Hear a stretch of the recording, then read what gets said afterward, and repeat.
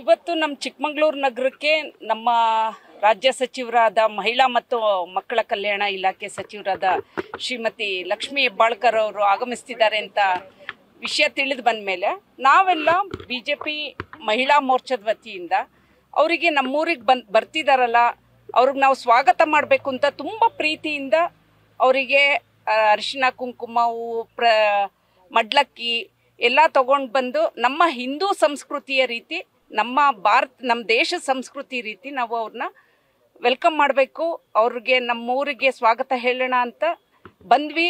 Bouquet ಕೊಟ್ಟು ಅವ್ರಿಗೆ ಪ್ರೀತಿಯಿಂದ ಅವ್ರನ್ನ ಸತ್ಕರಿಸೋಣ ಅಂತ. ಅವರು ಇಲ್ಲಿ ನಿಲ್ಲಿಸ್ದಂಗೂ ಸಹ ಹೋದ್ರು ಅಂದರೆ ಮೋಸ್ಟ್ಲಿ ಅವರಿಗೆ ನಮ್ಮ ಮುಖ್ಯಮಂತ್ರಿಗಳು ಯಾವಾಗಲೂ ಹೇಳ್ತಾರಲ್ಲ, ನಮ್ಮ ಕುಂಕುಮ ಕಂಡ್ರೆ ಭಯ ಅಂತ, ಆ ಥರ ಅವರ ಇಡೀ ಸಚಿವ ಸಂಪುಟಕ್ಕೇನೆ ಕುಂಕುಮ ಕಂಡ್ರೆ ಭಯ ಇರಬೇಕು.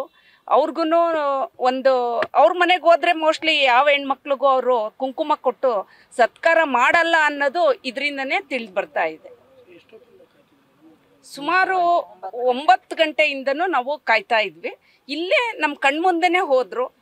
ಈ ಥರನ ಮನಸ್ಥಿತಿ ಇರೋಂಥ ಸಚಿವರು, ಮಹಿಳಾ ಸಚಿವರು ಇರ್ತಾರ ಅನ್ನೋದು ನಿಜವಾಗ್ಲೂ ನಮಗೆಲ್ಲ ಒಂದು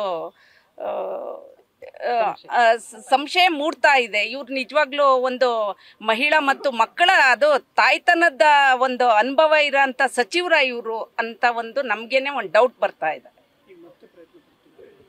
ಖಂಡಿತ ಇಲ್ಲ ಅಂಥದ್ದೇನ್ರಿ. ಅವರಿಗೆ ಒಂದು ಸಲ ನಾವು ತುಂಬ ಪ್ರೀತಿಯಿಂದ ಸತ್ಕರಿಸೋದಕ್ಕೆ ನೋಡಿದಾಗ ಅವರು ಅದನ್ನು ಧಿಕ್ಕರಿಸೋದ್ಮೇಲೆ ಅವ್ರನ್ನ ಹುಡುಕೊಂಡು ಹೋಗಿ ಕೊಡೋ ಅಂಥ ಪರಿಸ್ಥಿತಿ ನಮ್ಮ ಮಹಿಳಾ ಮೋರ್ಚಕ್ಕೇನು ಇಲ್ಲ.